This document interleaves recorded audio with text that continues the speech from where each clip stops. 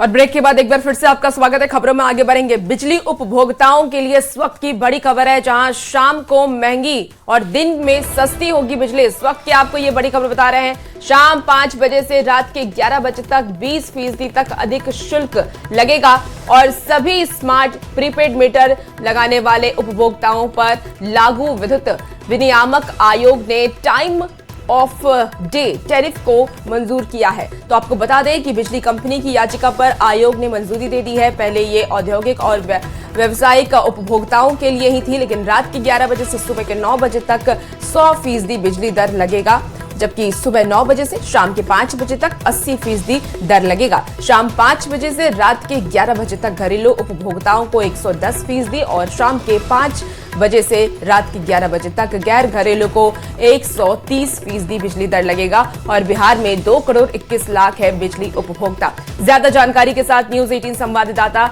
रवीश नारायण हमारे साथ जुड़ गए हैं। रवि, एक बहुत बड़ी खबर है और बिजली की जो दरें हैं वो शाम के बाद महंगी हो जाएंगी, इसको लेकर के और क्या कुछ जानकारी है?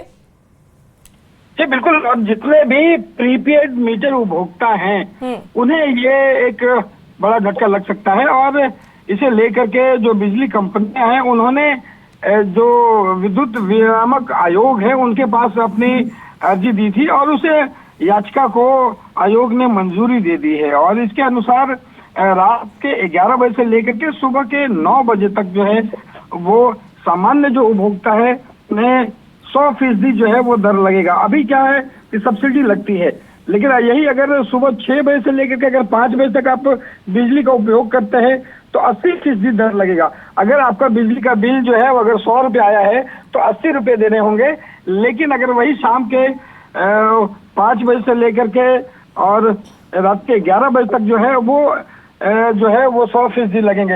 लेकिन जो घरेलू उपभोक्ता है उन्हें बताया गया है कि 110%, यानी कि शाम के वक्त में 100 रुपया अगर आपका बिजली खपत आता है तो 110 रुपये लग सकता है, बढ़ सकता है। रवि, ये कब से लागू होगा, क्या जानकारी है? ये बताया जा रहा है कि ये अप्रैल महीने से जो है वो लागू हो जाएगा। 1 अप्रैल से जो है ये पूरी की पूरी जो टैरिफ है वो लागू हो जाएगी।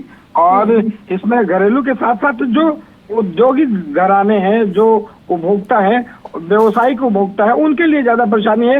वो 30% तक बढ़ सकता है, यानी कि 130 रुपए अब लगेंगे। लेकिन तो रवि, ऐसा फैसला क्यों लिया गया है और क्या इसका विरोध लोग नहीं करेंगे? देखिए, बिजली बिल बढ़ाने को लेकर के पहले ही आयोग में याचिका गई थी, लेकिन आयोग ने उसे नकार दिया था और कोई भी बिजली बिल बढ़ाने को लेकर के यहाँ पे याचिका मंजूर नहीं की गई थी। लेकिन अब बताया जा रहा है कि जो पहले से औद्योगिक और व्यावसायिक उपभोक्ताओं के लिए ये टैरिफ पहले से लागू था, लेकिन अब तो घरेलू उपभोक्ता के लिए शाम के वक्त जो है जिसमें खपत ज्यादा बढ़ती है, गर्मी का दिन आ रहा है, इसलिए माना जा रहा है कि ये 20% तक जो है वो बिजली दर जो है वो बढ़ सकता है। जी ठीक है, आप नजर बना के रखिए रवि। तमाम अपडेट आपसे लेंगे। बहुत शुक्रिया जानकारी के लिए। रांची की बात करते हैं। देखिए, अपराधियों ने यहां पर पेट्रोल को निशाना बनाया है। हथियार के बल पर पेट्रोल पंप पर लूट हुई है। अब बताते चले आपको, मौके पर पहुंची पुलिस अब जांच में जुटी है। सीसीटीवी फुटेज खंगाल रही है पुलिस। बीआईटी ओपी क्षेत्र का यह मामला है। 2 दिन पहले दरअसल पुंदांग में पेट्रोल पंप पर लूट हुई थी और अभी तक खुलासा नहीं हो पाया। दरअसल देखिए, पेट्रोल पंप को निशाना बनाया है इस बार अपराधियों ने। हथियार के बल पर पेट्रोल पंप पर लूट हुई है और इसके बाद बताया जा रहा है कि मौके पर पुलिस पहुंची है, जांच पड़ताल में जुटी है। सीसीटीवी फुटेज खंगाले जा रहे हैं। बीआईटी ओपी क्षेत्र का ये पूरा मामला है। 2 दिन पहले पुंदांग में पेट्रोल पंप पर लूट हुई थी और अब तक खुलासा नहीं हो पाया है।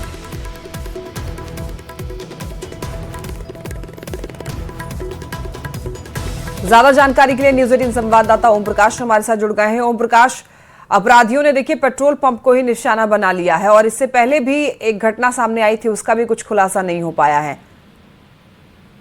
जी बिल्कुल, बात की जाए तो राजधानी रांची में जो पेट्रोल पंप गिरोह है जो कि लूट की घटना को अंजाम दे रहा है, डकैती की घटना को अंजाम दे रहा है, वो गिरोह एक्टिव है और उसके द्वारा लगातार पेट्रोल पंप में कैश को निशाना बनाया जाता है। पेट्रोल पंप के कर्मियों से कैश की लूट की जाती है और इस तरह की घटनाएं लगातार हो रही हैं। पिछले दिनों करीब दो दिन से ऊपर हो गए। अब तक उस मामले में पुंदा गोपी इलाके स्थित पेट्रोल पंप से जो लूट हुई है उसमें अपराधियों की न तो गिरफ्तारी हो पाई है, न तो अब तक कोई शिनाख्त हो पाया है। वहीं अब ये दूसरी घटना को अंजाम दे पुलिस को पूरी तरह से चुनौती दी गई। अब देखना होगा कि पुलिस किस तरह से इस पूरे मामले में जांच करती है, लेकिन जिस तरह से घटनाएं हो रही हैं वो कहीं ना कहीं लॉ एंड ऑर्डर पर बड़ा सवाल खड़ी करती है। ठीक है ओम प्रकाश, बहुत धन्यवाद आपका इन तमाम जानकारियों के लिए।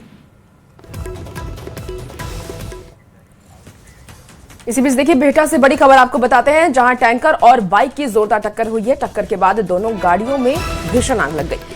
बाइक और तेल भरा टैंकर जलकर के पूरी तरीके से खाक हो गया है। आईआईटी अम्हारा थाना क्षेत्र की घटना बताई जा रही है। कालीगंज मोड़ के पास नई रोड पर यह हादसा हुआ। यह हादसे की तस्वीर आपको दिखा रहे हैं इस वक्त। देखिए किस तरीके से ये हादसा हुआ और आग धधक रही है। मौके पर हालांकि स्थानीय लोग जुट गए और आग बुझाने की कोशिश करने लगे।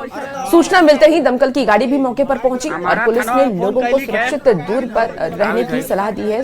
पुलिस का ये कहना है कि जहां ये घटना हुई है उससे दूरी बनाकर रखें और अब तक किसी के हताहत होने की कोई सूचना नहीं है। ये अच्छी खबर है। हादसे के बाद टैंकर चालक मौके से हालांकि फरार हो गया है। आपको बताते हैं कि फरार चालक की तलाश में पुलिस जुट गई है।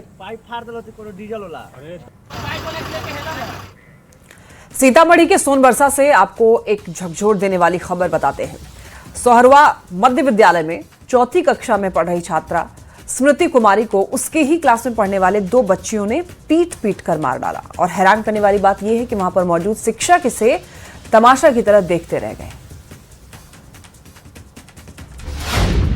4वीं की छात्रा की दर्दनाक मौत, सहपाठियों ने पीट कर की हत्या, पंखा चलाने के विवाद में मारपीट, स्कूल पर लापरवाही का आरोप।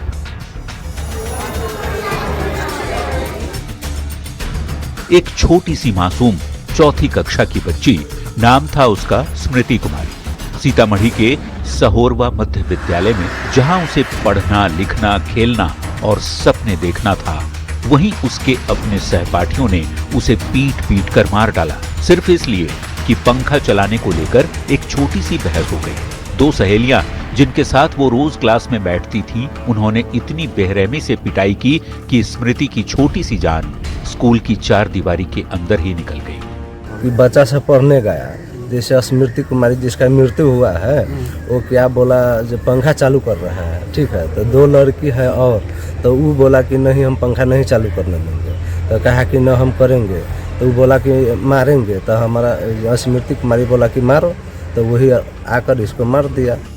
और सबसे दर्दनाक बात, टीचर जो वहां मौजूद थे, जिसकी जिम्मेदारी थी इन मासूमों की रक्षा करना, वो सिर्फ तमाशबीन ही बने रहे। उसने उस लड़ाई को रोकी नहीं, उन्हें बचाया नहीं, उनकी मदद नहीं की, बल्कि कहा जो जीतेगा वो पीटेगा।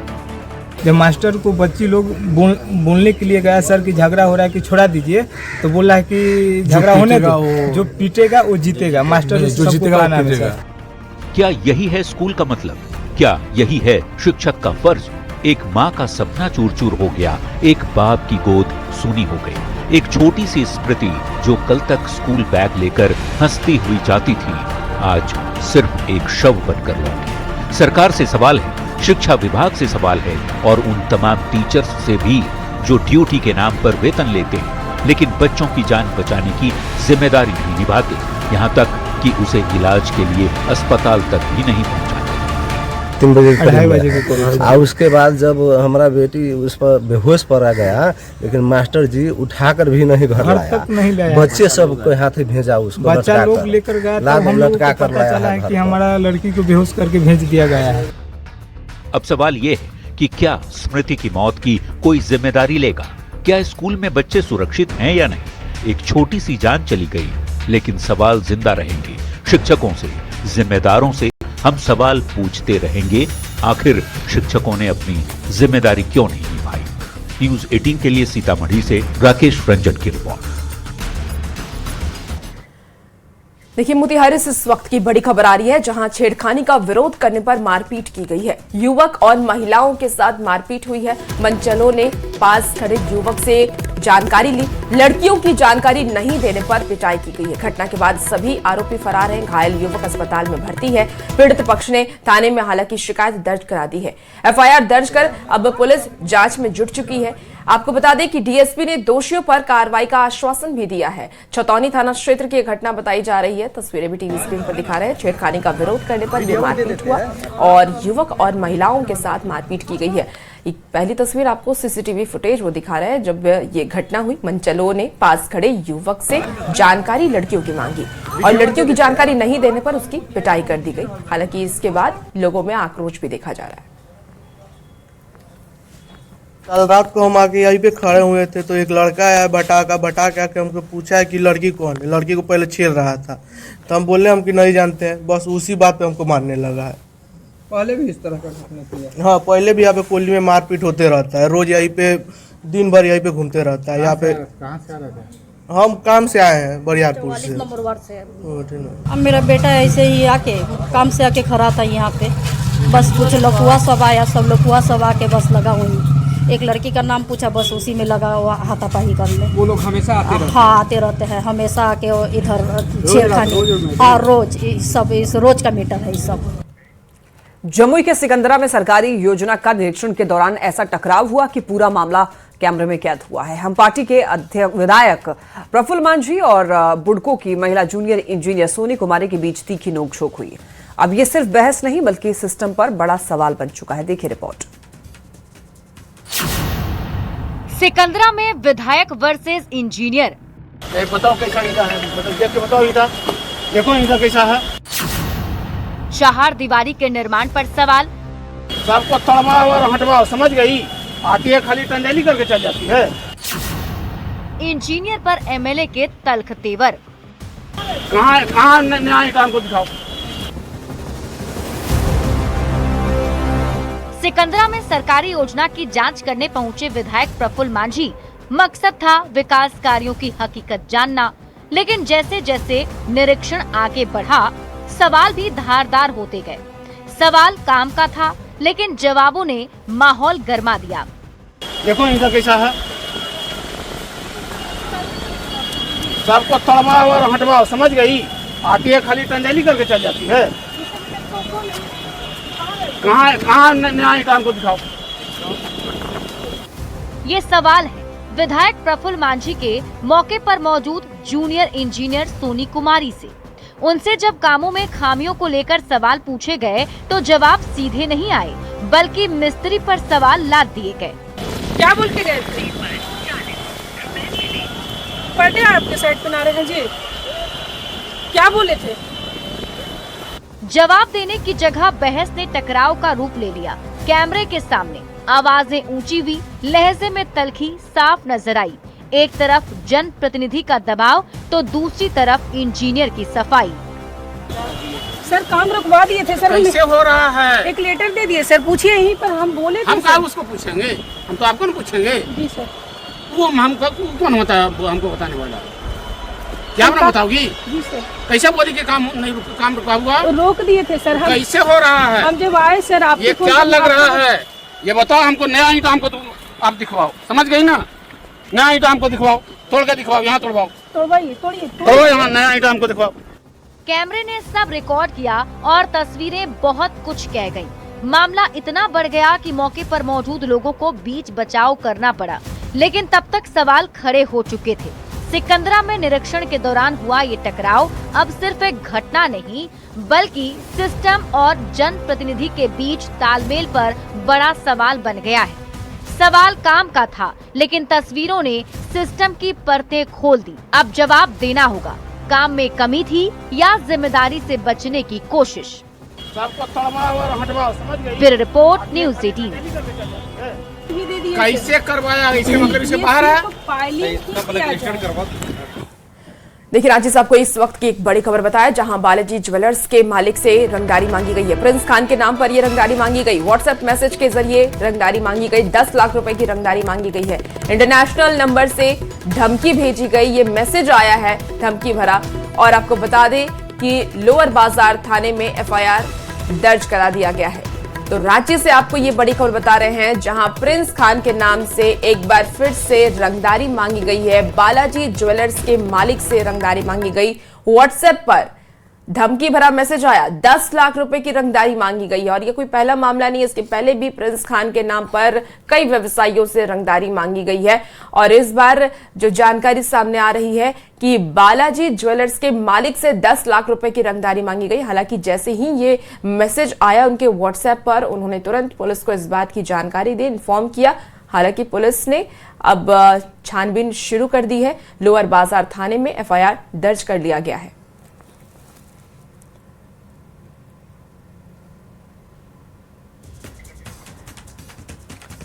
देखिए, रांची से एक बड़ी खबर इस वक्त मिल रही है। बताया जा रहा है पुलिस ने नीदरलैंड के एलएसडी ड्रग्स के आरोपियों को रिमांड पर लिया है। 2 दिनों की रिमांड लेकर पुलिस आरोपियों से पूछताछ कर रही है। रिमांड के दौरान ही नीदरलैंड के एलएसडी ड्रग्स की खेप एक बार फिर बरामद की गई है। कोतवाली डीएसपी के नेतृत्व में पुलिस को यह सफलता मिली है। एलएसडी ड्रग्स का कंसाइनमेंट पोस्ट ऑफिस से फिर बरामद हुआ है। जानकारी के मुताबिक नीदरलैंड का बना खतरनाक एलएसडी ड्रग्स बाय पोस्ट मंगाया गया था और दरअसल इसकी कीमत काफ़ी ज़्यादा होती है। कम मात्रा में बहुत ज़्यादा इसकी कीमत होती है बाज़ारों में। एलएसडी और काफ़ी ज़्यादा खतरनाक होता है। एलएसडी सेवन करना एक ड्रग है। कुछ दिन पहले जो है हम लोग को एलएसडी पकड़े थे 15 OP अंतर्गत, तो उसी पे आलोक पे दोनों जो है, एक अभिषेक नाम का लड़का था, एक अविनाश नाम का लड़का था, जेल भेजा गया था। उसी को हम लोग जो है कल रिमांड पे लेकर पूछताछ कर रहे थे। तो उन दोनों ने बताया कि एक तो हम लोग पिछले बार 100 स्लॉट के साथ पकड़े थे। उन दोनों ने बताया कि इस तरह का एक पेपर और भी उन लोगों ने ऑर्डर किया था, उस समय तक मिला नहीं था। तो उसी को लेकर हम लोग आज पूछताछ करने लाए थे। तो बताया कि हो सकता है आया होगा, और वो लोग कैसे कैसे इसको ऑर्डर करते हैं और किस माध्यम से पेमेंट करते हैं, कैसे खरीदते हैं, तो उसके जानकारी के लिए हम लोग डीपली उसको रिमांड पे लेके हम लोग पूछताछ कर रहे हैं।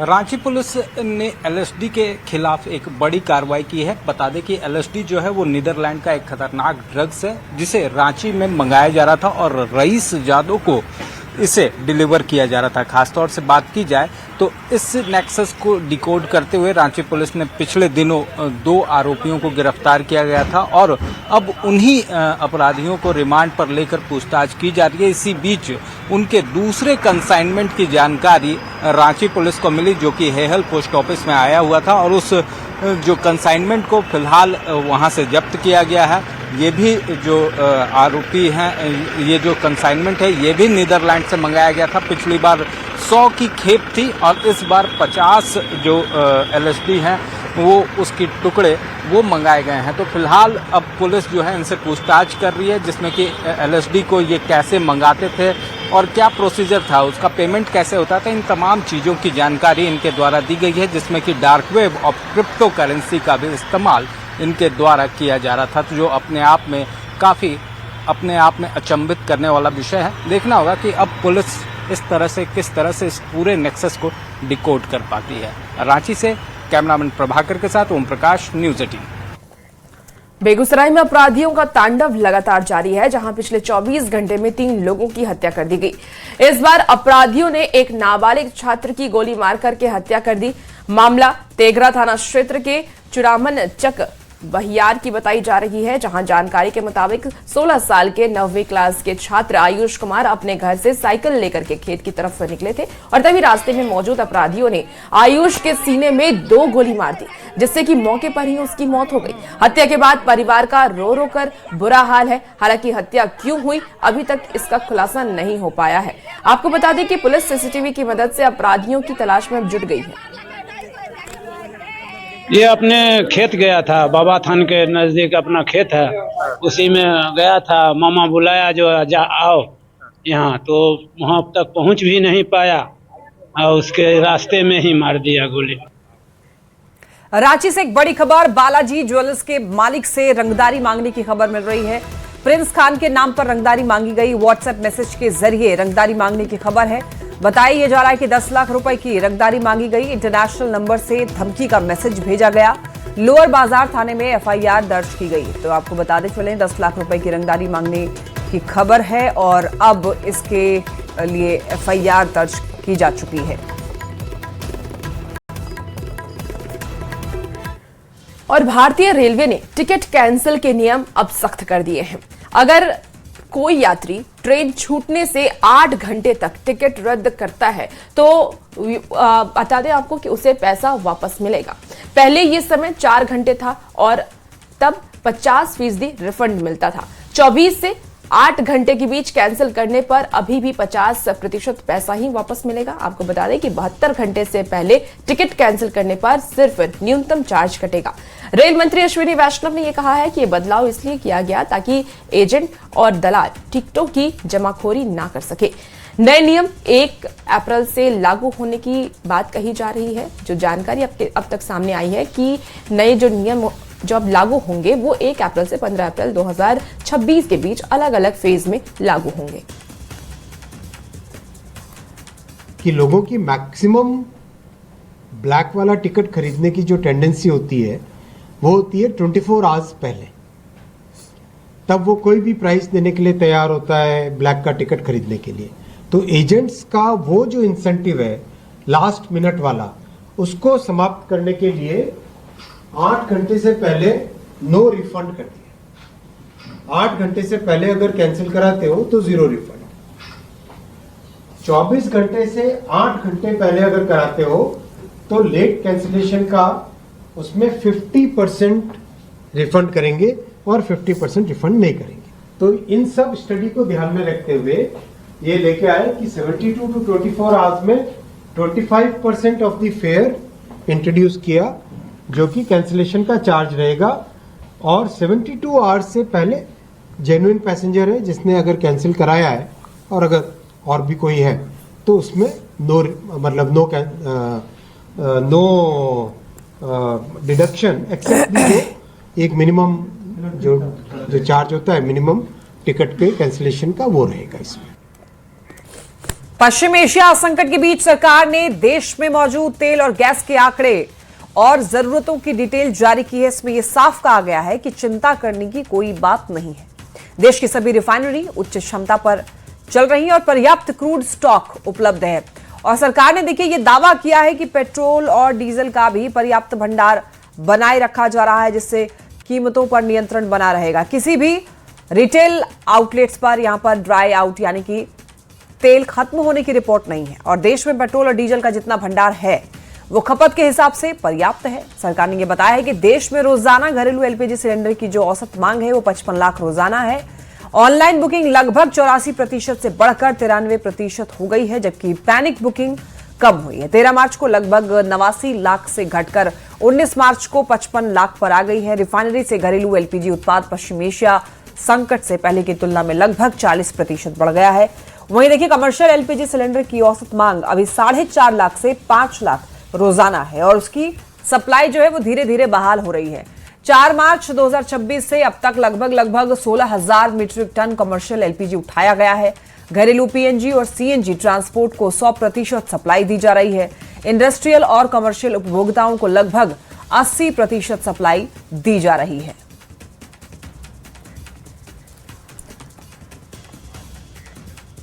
और फिलहाल इस बुलेटिन में इतना ही। खबरों का सिलसिला जारी है, बने रहिए आप न्यूज़ 18 के साथ।